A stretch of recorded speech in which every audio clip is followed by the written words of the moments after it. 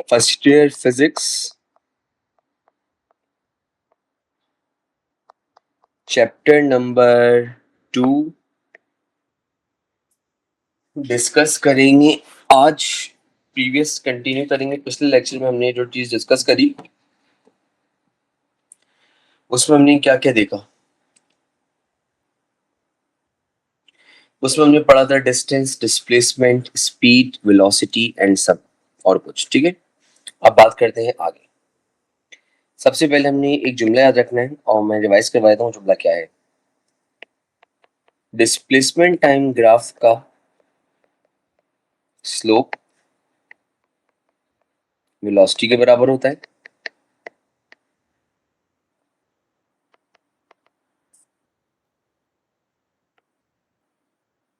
Velocity time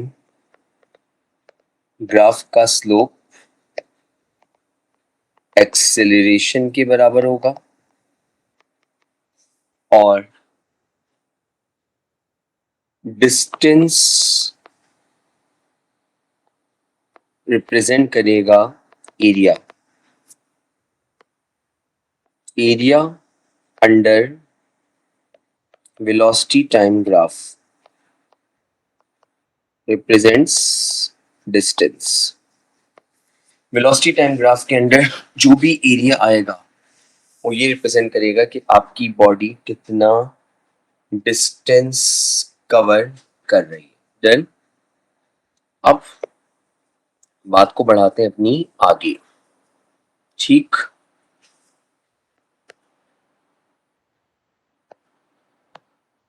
सबसे पहले तो हम कुछ सीखेंगे। आपको 2-3 फॉर्मूले पता होने चाहिए। एरिया ऑफ ट्राइंगल का फॉर्मूला, एरिया ऑफ ट्राइंगल का फॉर्मूला होता है half multiply by base into altitude. आपको पता होना चाहिए एरिया ऑफ स्क्वायर और रेक्टेंगल का फॉर्मूला। इनका फॉर्मूला होता है लेंथ मल्टीप्लाई बाय ब्रेथ। आपको पता होना चाहिए एरिया ऑफ ट्रेपेजियम का फॉर्मूला। ट्रेपेजियम को एक और नाम देते हैं ट्रेपेजॉइड। ट्रेपेजियम की शेप में बना रहा हूं, देखें आप लोग कैसी होती है इसकी शेप।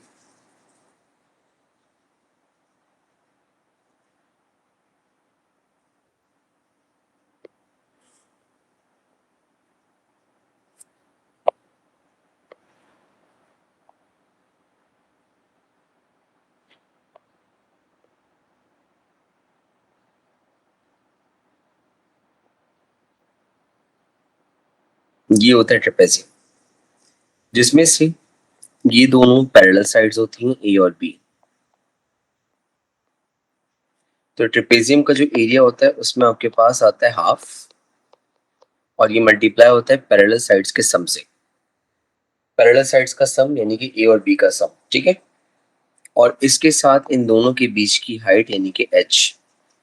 तो ये h, तो half multiply by a plus b multiply by h. तो ट्रेपेजियम का जो फॉर्मूला होता है वो होता है half multiply by a plus b multiply by H.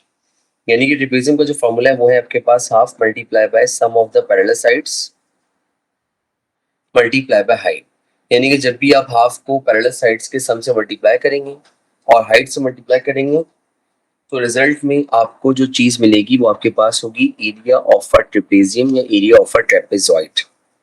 जरूरी नहीं है कि ट्रेपेजियम ऐसा ही आपको देखने को मिले, ट्रेपेजियम आपको ऐसा भी देखने को मिल सकता है। अपनी सोच का दायरा अगर हम जितना बड़ा करके सोचेंगे हमारी जिंदगी में इतनी आसानियां होंगी। तो trapezium can be drawn like this also.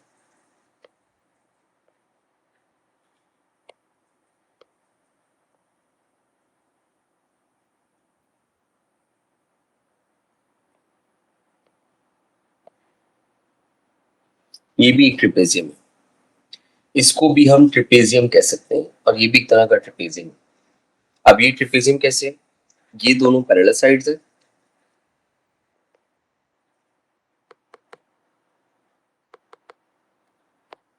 This one and this one are parallel sides, और ये उनके बीच की हाइट हो जाएगी, ठीक है, ये भी ट्रेपेजियम है। तो पैरेलल साइड्स का सम मल्टीप्लाई बाय हाइट, ये क्या कहलाता है, trapezium. Why are we doing this, हम ये क्यों कर रहे हैं? हम इसलिए कर रहे हैं क्योंकि हमें ड्राइव करनी है इक्वेशंस, तो हम इक्वेशंस ड्राइव करते हैं। आ जाए, हमें ड्राइव करनी है equations of motion.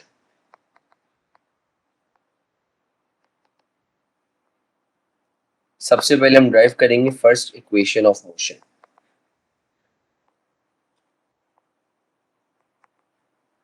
First equation of motion होती है v f equal to we I plus A t.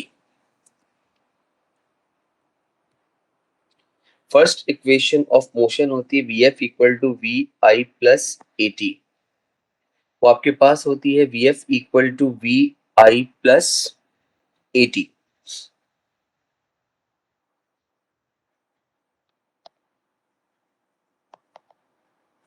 अब इसको ड्राइव करने के लिए हमने एक डायग्राम कंसिडर करनी है, जिसके बगैर कुछ भी नहीं हो पाएगा।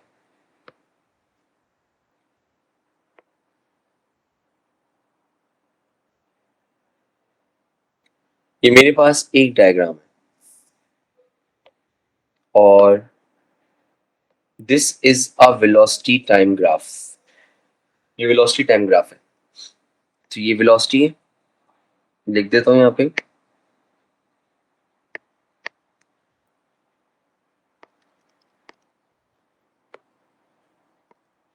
और ये टाइम, ये वेलोसिटी टाइम ग्राफ मेरे पास यहाँ मौजूद है।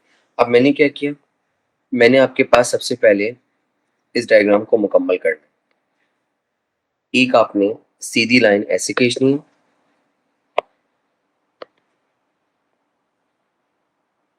जिसके नीचे तक है ऐसे, और एक सीधी लाइन आपने इस तरह खींचनी है जो ऐसे आए। ये डन, ठीक हो गया। अब आगे बढ़े,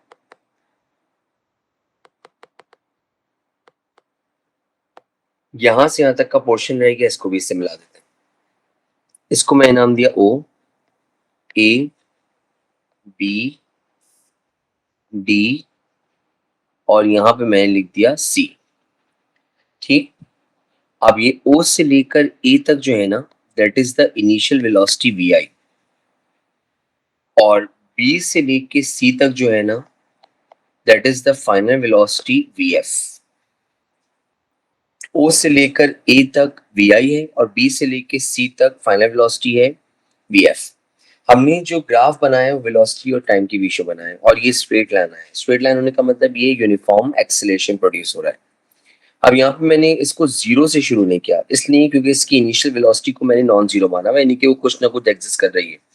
फर्स्ट कर लें वो 3 से 5 हुई, 3 से 10 हुई, 3 से 11 हुई, इस तरह, ठीक। अब सबसे पहले एक काम मैं करता हूँ कि मैं कंसिडर करता हूँ ट्राइंगल एबीडी। आप लोग भी देख लो उसको मैं क्या कर रहा हूँ। तो मैंने कंसिडर किया ट्राइंगल एबीडी।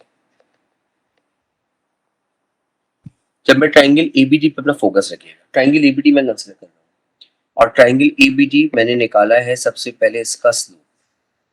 इसका जो स्लोप है वो किसके बराबर होता है, एक्सेशन के। तो मुझे पता है वेलोसिटी टाइम ग्राफ है, वेलोसिटी टाइम ग्राफ का स्लोप एक्सेशन के बराबर होता है, तो मैंने लिख दिया स्लोप एक्सेशन के बराबर है। लिखा हुआ तो मैंने लिखवा दिया था पहले आपको, वेलोसिटी टाइम ग्राफ का स्लोप एक्सेशन के बराबर होता है। तो यहाँ पे मैं वही काम कर रहा हूँ, मैंने इस ग्राफ का निकालना है क्या, स्लोप एक्सेशन के बराबर आएगा।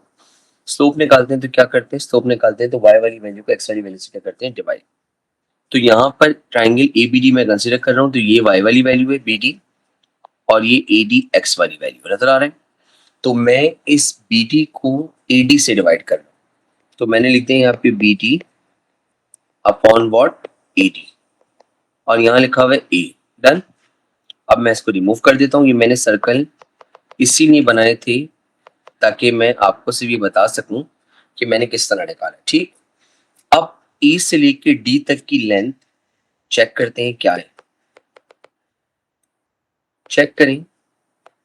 यहां से लेके यहां तक टाइम के बराबर है, क्योंकि एक्स एक्सिस पे टाइम। तो A से लेके D तक की लेंथ एग्जैक्टली टाइम के बराबर है। यहाँ से लेके यहाँ तक की लेंथ और यहाँ से लेके यहाँ तक की लेंथ बिल्कुल सेम है, तो ए से लेके डी तक की लेंथ किसके बराबर है? टाइम। तो बी डी ऐसे ही आ गया, बी डी की जगह पे आ गया टाइम और यहाँ लिखा हुआ है ए। अब टाइम डिवाइड हो रहा है, वहां जाके मल्टीप्लाई हो गया, तो बी डी किसके बराबर आ गया? ए टी। तो मेरे पास बी डी ए टी के बराबर आ गया। ठीक हो गया? तो बी टी मेरे पास ए टी के बराबर आ गया। ठीक, अब चेक करें इस लाइन, दोबारा हाईलाइट कर रहा हूं, देखिएगा इस लाइन को चेक करें। ये टोटल लाइन बी से लेके सी तक है और इस टोटल लाइन को बी से लेके सी तक बनाने में दो डिस्टेंस आ रहे हैं। एक डिस्टेंस इसको लग रहा है बी से लेके डी तक, ये वाला, और एक डिस्टेंस लग रहा है डी से लेकर सी तक। इसका मतलब बी से लेकर सी तक का जो टोटल डिस्टेंस है वो इन दोनों के सम के बराबर है, B D plus D C. अब ये बी सी आपके पास क्या है? बीसी को देखें, बी से लेकर सी तक, यहाँ देखें डायग्राम में देखना जरूरी है, पल पल डायग्राम सामने होनी चाहिए। बी से लेकर सी तक है फाइनल वेलोसिटी, तो यहाँ आ जाएगा फाइनल वेलोसिटी, और बी से लेकर डी तक आप निकाल चुके हैं 80, तो यहाँ पे आ गया 80 और फिर डी सी लिखा हुआ है। डी से लेकर सी तक ये वाला डिस्टेंस है और ये वाला डिस्टेंस एग्जैक्टली वी आई के बराबर है, तो यहाँ आ जाएगा वी आई। और करके मैं कह सकता हूँ v f is equal to we I plus A t. ये पहली इक्वेशन ड्राइव हो गई। This is called the first equation, इसको हम फर्स्ट इक्वेशन कहते हैं। तो फर्स्ट इक्वेशन हमारी ड्राइव हुई, और फर्स्ट इक्वेशन जो हमारी ड्राइव हुई वो ड्राइव हमारे पास क्या हुई कि हमारे पास वी एफ जो है वो वी आई प्लस ए टी के बराबर आ गया। तो V F becomes equal to we I plus A T. तो वी एफ हमारे पास वी आई प्लस ए टी के बराबर आ गया, फर्स्ट इक्वेशन ऑफ मोशन। ठीक है, ये एज सिंपल एज इट, आपने इस तरीके से याद रखना है। अब बात करते हैं हम लोग second equation of motion. Second equation of motion पे आते हैं, चलिए भाई आ जाए। सेकंड इक्वेशन ऑफ मोशन,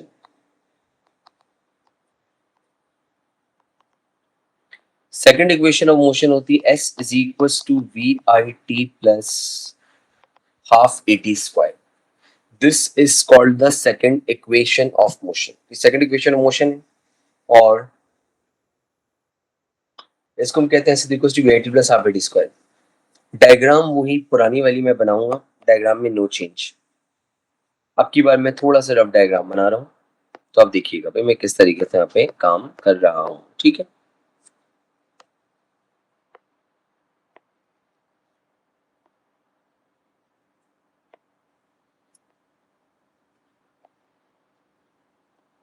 ये बन गई डायग्राम, सिंपल। ये वेलोसिटी है, ये टाइम है, यहाँ से यहाँ तक वी आई है इनिशियल वेलोसिटी, यहाँ से यहाँ तक वी एफ है फाइनल वेलोसिटी। डन। इसको हमने नाम दिया था ओ, इसको नाम दिया था हमने, नाम की मैं थोड़ा कलर चेंज करता हूँ, ओ, इसको नाम दिया था ए, इसको बी, इसको डी और इसको सी। ठीक हो गया? अब वही काम करें, सबसे पहले काम करते हैं और काम ही करेंगे। सबसे पहले हम निकालेंगे इसका स्लोप। उससे पहले हम ट्राइंगल कंसिडर कर लेते हैं। जो हमारे पास ट्राइंगल है वो हमारे पास है एबीडी, तो ट्राइंगल हमने कंसिडर किया एबीडी। तो ट्राइंगल एबीडी मैं कंसिडर करने जा रहा हूं, तो मैंने कंसिडर किया ट्राइंगल एबीडी। अब जैसे ही मैंने ट्राइंगल एबीडी कंसिडर किया तो मुझे एबीडी का निकालना है स्लोप। इसका स्लोप एक्सेलेरेशन के बराबर आएगा। स्लोप हमारे पास होता है y अपॉन एक्स। y पे जो वैल्यू हमारे पास किसके बराबर है? bd के, और x पे जो वैल्यू बराबर है ad के। अब ये a से लेके d तक ये वाली जो लाइन है वो एग्जैक्टली o से लेके c तक के बराबर है और वो टाइम है, तो इसका मतलब ad की जगह पे टाइम आ जाएगा और यहाँ पे लिखा हुआ है a। तो b से लेके d तक किसके बराबर आया? at के। तो bd is equal to what? at। ठीक, अब याद करें क्या पढ़ाया मैंने ये पढ़ाया है area under velocity time graph represents distance। Area under velocity time graph distance को रिप्रेजेंट करता है। तो अब हम एक काम करेंगे, हमें पता है कि हमें इसका डिस्टेंस निकालना है, तो हम कंसिडर करेंगे यहाँ पे एक ट्रेपेजियम। तो हमने यहाँ पे कंसिडर किया एक ट्रेपेजियम,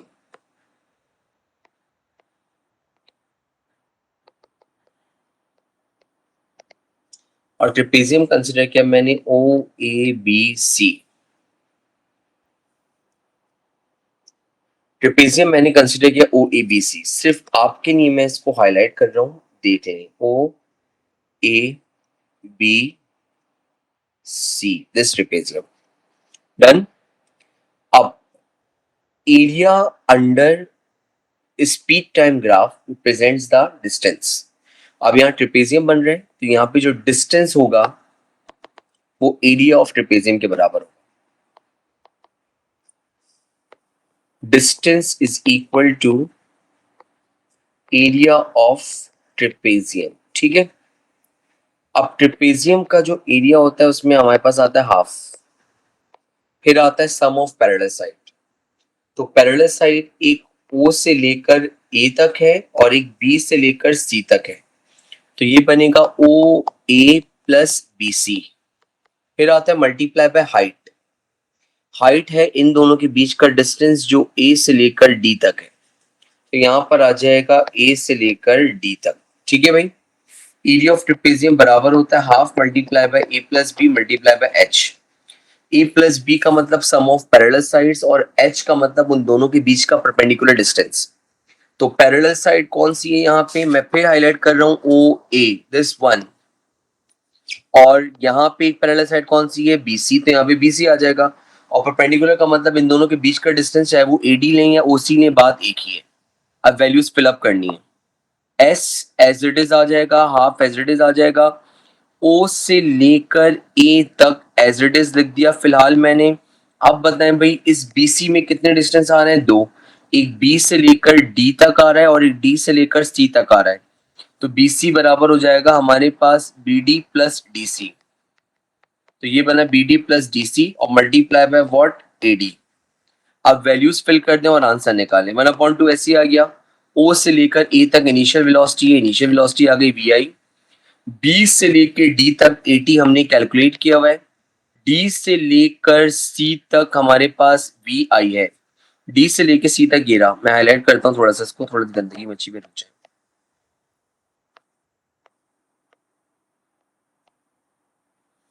चेक करें भाई,